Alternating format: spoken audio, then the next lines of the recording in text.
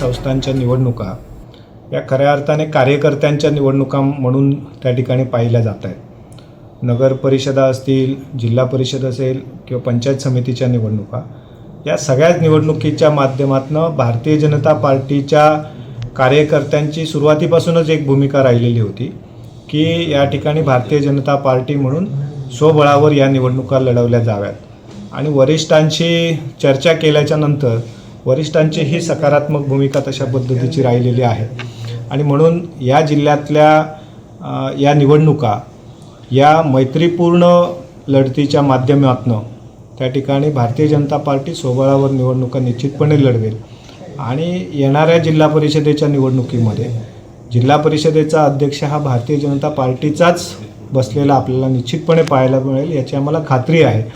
कारण या जिल्ह्यामध्ये भारतीय जनता पार्टीचा एक पक्षाचं स्वतःचं असं एक संघटन आहे